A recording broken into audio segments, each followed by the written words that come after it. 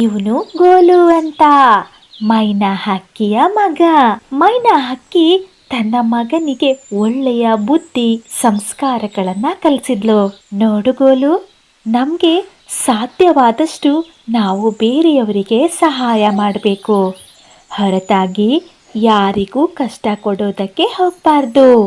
ನೀನು ನೀರಿನಲ್ಲಿ ತೇಲಿ ಹೋಗ್ತಿದ್ದ ಆ ಇರುವೆನ ನೋಡಿ ಸುಮ್ಮನೆ ನಿಂತ್ಕೊಂಡಿದ್ದೀಯಾ ಅಲ್ವಾ?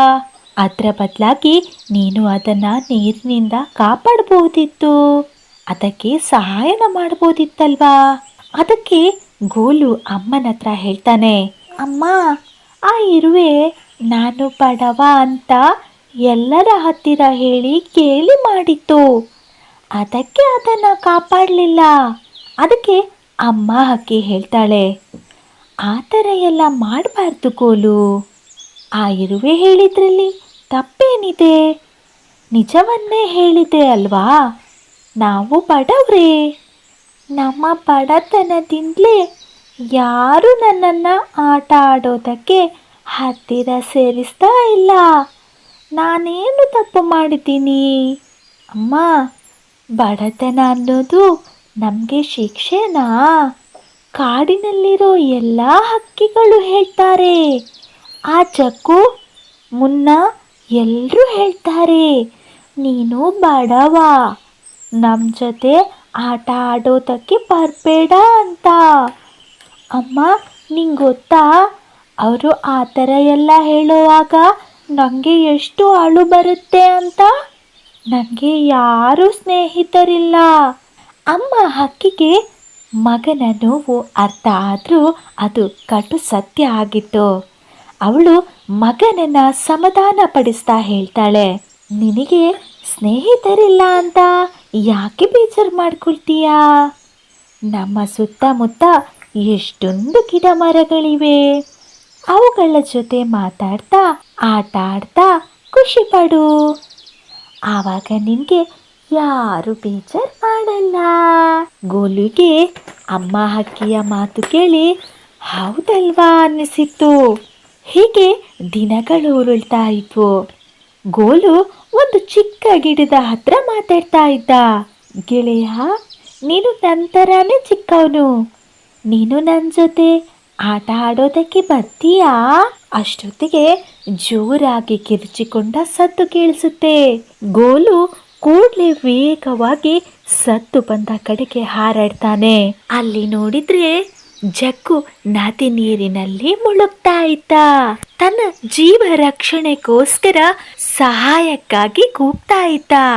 ಗೋಲು ಕೂಡ್ಲೆ ಅಲ್ಲಿಂದ ಹತ್ತಿರವೇ ಇದ್ದ ಜಗ್ಗುನ ಮನೆ ಕಡೆ ಹಾರಾಡ್ತಾನೆ. ಆಂಟಿ ಆಂಟಿ, ಜಗ್ಗು ನದಿ ನೀರಿಗೆ ಬಿದ್ದಿದ್ದಾನೆ, ಬೇಗ ಬನ್ನಿ, ಕಾಪಾಡಿ ಅವನನ್ನ. ಕವಿ ಕೂಡ್ಲೆ ಗೋಲು ಜೊತೆಗೆ ನದಿ ಹತ್ರ ಬಂದು ಮಗನನ್ನ ಕಾಪಾಡ್ತಾಳೆ. ಮಗನೇ, ಏನೂ ಆಗಿಲ್ವಲ್ಲ ನಿಂಗೆ? ಇಲ್ಲ ಅಮ್ಮ, ಸರಿಯಾದ ಸಮಯಕ್ಕೆ ಗೋಲು ನಿನ್ನನ್ನ ಕರ್ಕೊಂಡು ಬರ್ಲಿಲ್ಲ ಅಂದಿದ್ರೆ ನಾನು ಸಾಯ್ತಾ ಇದ್ದೆ. ಆವಾಗ ಕವಿ ಗೋಲುಗೆ ಹೇಳ್ತಾಳೆ, ಸಾರಿ ಗೋಲು, ನಿನ್ನನ್ನ ಬಡವ ಅಂತ ಹೀಯಾಳಿಸಿದ್ದೆ, ಆದ್ರೆ ನೀನೆಷ್ಟು ಒಳ್ಳೆಯವನು, ಸಹಾಯ ಮಾಡೋ ಗುಣ ಇದೆ. ಇನ್ಮುಂದೆ ನೀನು ಜಗ್ಗು ಜೊತೆ ಆಟ ಆಡ್ಬೋದು. ಅಷ್ಟೇ ಅಲ್ಲ ಅಮ್ಮ, ನಾನು ಎಲ್ಲರಿಗೂ ಹೇಳ್ತೇನೆ ಗೋಲು ಎಷ್ಟು ಒಳ್ಳೆಯವನು ಅಂತ. ಬಾ ಗೋಲು, ನೀನು ನನ್ನ ಜೊತೆ ಆಡೋದಕ್ಕೆ. ಆ ಮಾತು ಕೇಳಿ ಗೋಲುಗೆ ಖುಷಿ ಆಗತ್ತೆ. ಇಲ್ಲ, ನೀನು ಈಗ ಮನೆಗೆ ಹೋಗು, ವಿಶ್ರಾಂತಿ ಮಾಡು, ನಾನು ನಾಳೆ ನಿನ್ನ ಜೊತೆ ಆಟ ಆಡೋದಕ್ಕೆ ಬರ್ತೇನೆ. ಅಷ್ಟು ಹೇಳಿ ಗೋಲು ಅಲ್ಲಿಂದ ಮನೆ ಕಡೆ ಅಮ್ಮನ ಹತ್ತಿರ ತಾನು ಮಾಡಿದ ಸಹಾಯವನ್ನ ಹೇಳೋದಕ್ಕೆ ವೇಗವಾಗಿ ಹಾರ್ತಾನೆ. ನಿಜ ಅಲ್ವಾ ಗೆಳೆಯರೇ? ಒಬ್ಬರ ಸ್ವಭಾವವನ್ನ ತಿಳಿಯದೆ ಅವರನ್ನ ನೋಯಿಸಬಾರದು.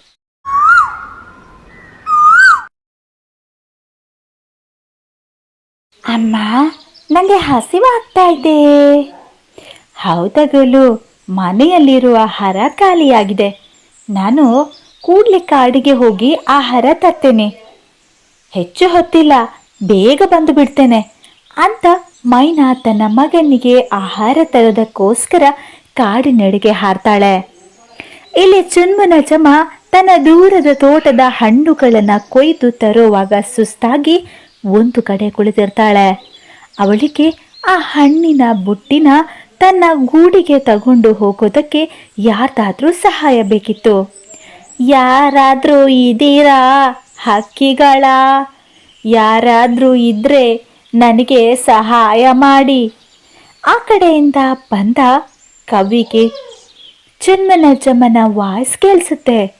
ಅವಳು ಅಲ್ಲಿಗೆ ಬರ್ತಾಳೆ. ಏನಜ್ಜಮ್ಮ, ಏನು ಸಹಾಯಕ್ಕೆ ಹೋಗ್ತಿದ್ದೀರಾ? ಅಜ್ಜಮ್ಮನ ಎದುರಿಗಿದ್ದ ಹಣ್ಣಿನ ಬುಟ್ಟಿನ ನೋಡಿ ಕವಿಯ ಬಾಯಲ್ಲಿ ನೀರಿರುತ್ತೆ. ಈ ಹಣ್ಣಿನ ಬುಟ್ಟಿನ ನಾನು ತಗೊಂಡು ಹೋದರೆ ಆರಾಮವಾಗಿ 2-3 ದಿನ ಕಳಿಬೋದು. ಈ ಹಣ್ಣಿನ ಬುಟ್ಟಿನ ನನ್ನ ಗೂಡಿಗೆ ತಲುಪಿಸಬೇಕು. ಸಹಾಯ ಮಾಡ್ತೀಯ ಕವ್ವಿ?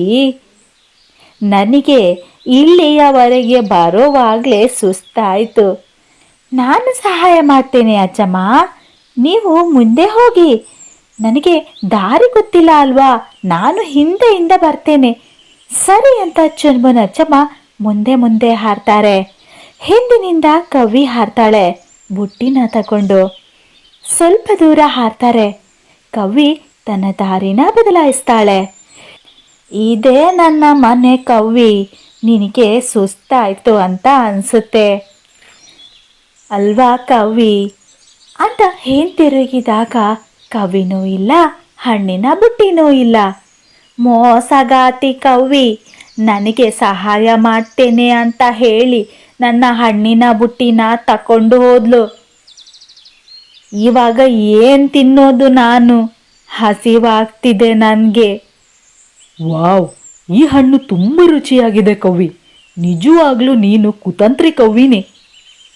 ನಾನು ಆ ಮುದುಕಿ ಹಕ್ಕಿಗೆ ದಾರಿ ತಪ್ಪಿಸಿ ಬಂದಿದ್ದು ಗೊತ್ತೇ ಆಗಲಿಲ್ಲ. ಚುನ್ಮುನಜ್ಜಮ್ಮ ಆಹಾರಕ್ಕೋಸ್ಕರ ಮತ್ತೆ ತನ್ನ ಕಾಡಿನ ತೋಟಕ್ಕೆ ಹೋಗೋದು ಕಷ್ಟ ಅಂತ ಅನಿಸಿ ಅಲ್ಲಿ ಹತ್ತಿರದಲ್ಲಿ ಆಹಾರ ಸಿಗುತ್ತಾ ನೋಡೋಣ ಅಂತ ಹೋಗ್ತಾರೆ. ಅಲ್ಲಿ ಮೈನಾ ಸಿಗ್ತಾಳೆ. ಏನಜ್ಜಮ್ಮ, ಯಾಕೊಂಥರ ಇದ್ದೀರಾ? ಚುನ್ಮುನಜ್ಜಮ್ಮ ಕವಿ ತನಗೆ ಮಾಡಿದ ಮೋಸದ ಬಗ್ಗೆ ಹೇಳ್ತಾಳೆ. ಹೌದಾ ಅಜ್ಜಮ್ಮ, ನೀವು ಈಗ ನನ್ನ ಹತ್ರ ಇರೋ ಹಣ್ಣು ತಗೊಳ್ಳಿ. ನಾನು ನನ್ನ ಮಗನಿಗೋಸ್ಕರ ಬೇರೆ ಕಡೆ ಆಹಾರ ಹುಡುಕಿಕೊಳ್ತೇನೆ. ಆಯಿತು ಮೈನಾ, ನಿನ್ನಿಂದ ತುಂಬ ಉಪಕಾರ ಆಯಿತು. ಇನ್ನು ಮುಂದೆ ನೀನು ಆಹಾರ ಹುಡುಕೋದಕ್ಕೆ ಎಲ್ಲೂ ಹೋಗಬೇಡ. ನನ್ನ ಕಾಡಿನ ತೋಟಕ್ಕೆ ಬಂದುಬಿಡು. ಅಲ್ಲಿಂದಲೇ ಹಣ್ಣುಗಳನ್ನು ತಗೊಂಡು ನನ್ನ ಮನೆಗೂ ಕೊಟ್ಟು ನೀನು ತಗೊಂಡು ಹೋಗು. ಬೇಡ ಅಜ್ಜಮ್ಮ, ನಿಮಗೆ ಬೇಕಾದರೆ ನಾನು ಹಣ್ಣನ್ನು ಮನೆಗೆ ತಲುಪಿಸ್ತೇನೆ. ನನಗೆ ಈ ಕಾಡಿನಲ್ಲೇ ಬೇಕಾದಷ್ಟು ಹಣ್ಣುಗಳಿವೆ ಅಲ್ವಾ, ಅಲ್ಲೇ ನಾನು ತಿಂದುಕೊಳ್ತೇನೆ. ಬೇಡ ಮೈನಾ, ನಾನು ಹೇಳಿದಷ್ಟು ಮಾಡು. ಸರಿ ಅಂತ ಮೈನಾ ಅಲ್ಲಿಂದ ಅಜ್ಜಮ್ಮನ ತೋಟಕ್ಕೆ ಹೋಗಿ ಅಲ್ಲಿಂದ ಹಣ್ಣುಗಳನ್ನು ತಗೊಂಡು ಅಜ್ಜಮ್ಮನಿಗೂ ಕೊಟ್ಟು ತಾನು ತಗೊಂಡು ಬರ್ತಾಳೆ. ಅಮ್ಮ, ಇಷ್ಟೊಂದು ಹಣ್ಣ? ಹೌದು, ಇನ್ನು ಮುಂದೆ ನಮಗೆ ದಿನ ಇದೇ ರೀತಿ ವಿಧ ವಿಧವಾದ ಹಣ್ಣುಗಳು ಸಿಗುತ್ತೆ ಅಜ್ಜಮ್ಮನ ತೋಟದ್ದು. ಹಣ್ಣುಗಳನ್ನು ಅಜ್ಜಮ್ಮನಿಗೂ ಕೊಟ್ಟು ನಂತರ ನನಗೂ ಹಣ್ಣುಗಳನ್ನು ತಗೊಂಡು ಹೋಗೋದಕ್ಕೆ ಅಜ್ಜಮ್ಮ ಹೇಳಿದ್ದಾರೆ.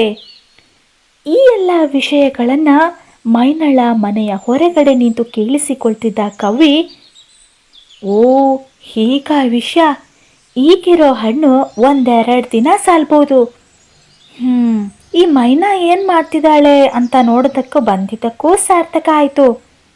ಹೀಗಾದರೂ ಮಾಡಿ ಅಜ್ಜಮ್ಮನ ತೋಟದಿಂದ ನಾನು ಹಣ್ಣುಗಳನ್ನು ತಗೊಳ್ಬೇಕು ಅಂತ 1-2 ದಿನ ಬಿಟ್ಟು ಅಜ್ಜಮ್ಮನ ಮನೆಗೆ ಹೋಗ್ತಾಳೆ.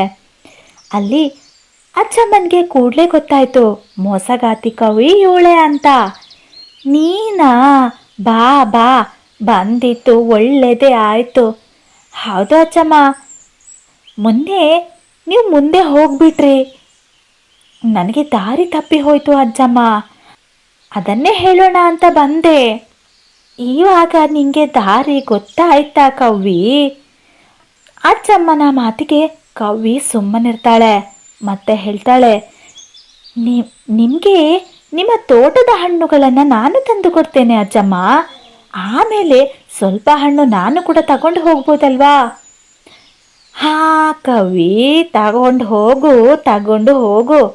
ಅದಕ್ಕಿಂತ ಮೊದಲು ನೀನು ಇದನ್ನು ತಿನ್ನು ಅಂತ ಅಜ್ಜಮ್ಮ ಸರಿಯಾಗಿ ಪೆಟ್ಟು ಕೊಡ್ತಾಳೆ. ಕವಿ ಮಾಡಿದ ತಪ್ಪಿಗೆ ಶಿಕ್ಷೆ ಅನುಭವಿಸ್ತಾಳೆ.